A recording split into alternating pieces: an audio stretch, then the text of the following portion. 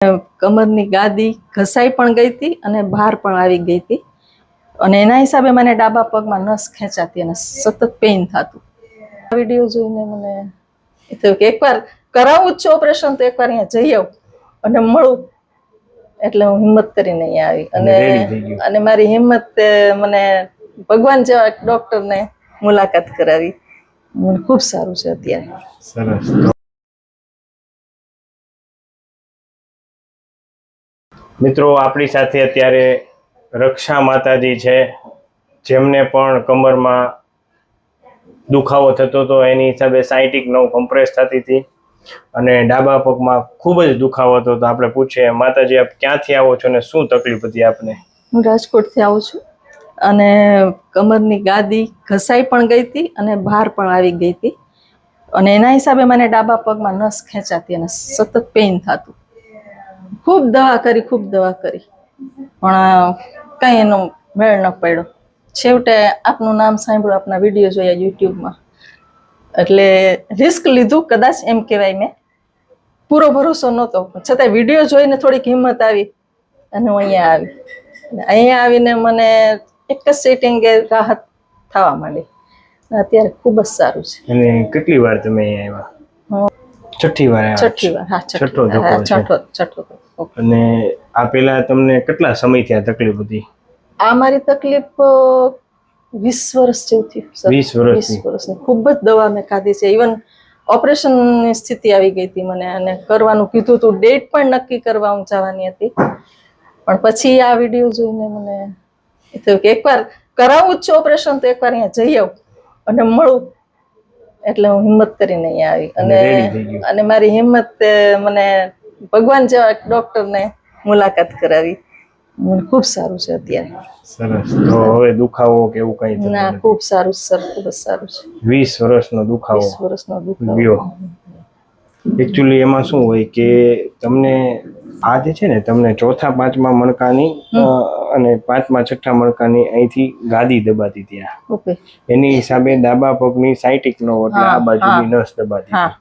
પણ જ્યાં સુધી આ ગાદી અંદર નો બેસે ને ત્યાં સુધી તમને પગમાં ખાલી ચડે, ઝંઝટી આવે, બેસી ન શકો, ઊભા ન રહી શકો, કામ કરવામાં તકલીફ પડે. અને તમને 20 વર્ષથી તકલીફ હતી, થોડો દુખાવો વધતો જાય, બરોબર. પણ તમે દવા લ્યો, પણ દવા તો શું કરે કામ કે તમને દબાવી દે. પેનક્યુલર પીવો ત્યાં સુધી સારું રહે, પછી પાછું જેવી બંધ કરો એટલે પાછું હતું.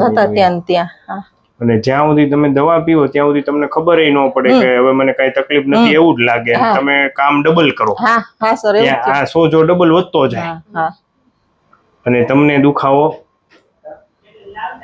દબાવવાની હિસાબે વધે. આપણે શું કર્યું કે આ ગાદીને ધીમે કરતા આપણે અંદર બેસાડી, એટલે તમને જે નસ દબાતી હતી ઓકે થઈ ગઈ. અને હવે તમે આને ધ્યાન રાખવાનું, બરોબર, બેસવા ઉઠવામાં અને ચાલવા બધી રીતે. એટલે હવે પછી કઈ તકલીફ થાય નહીં. તો માતાજી આ વિડીયો યુટ્યુબમાં મૂકી શકીએ? તમે શું કહેવા માંગશો? ઘણા બધા તમારી જેવા 20 વર્ષથી આ જે સાયટિક પીડાતા હોય અથવા ઘસારો હોય, ગાદી ખસી ગઈ હોય, તો તમારા વિડીયોના માધ્યમથી ઘણાને પ્રેરણા મળે, તો તમે શું કહેશો?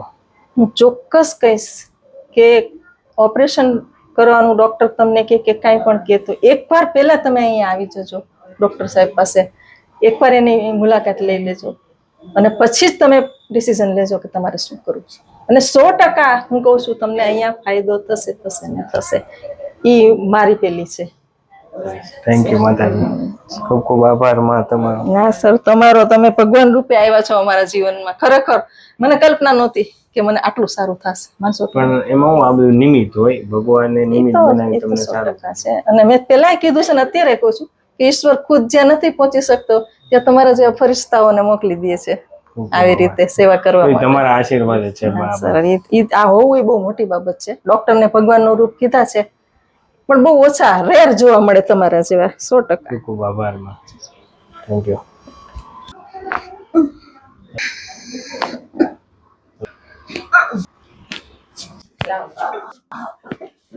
શ્વાસ લેમાં છોડો.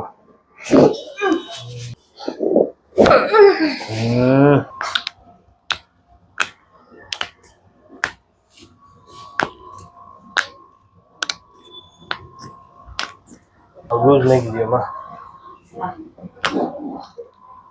હજી એક વાર લૂઝ નાખો થોડું.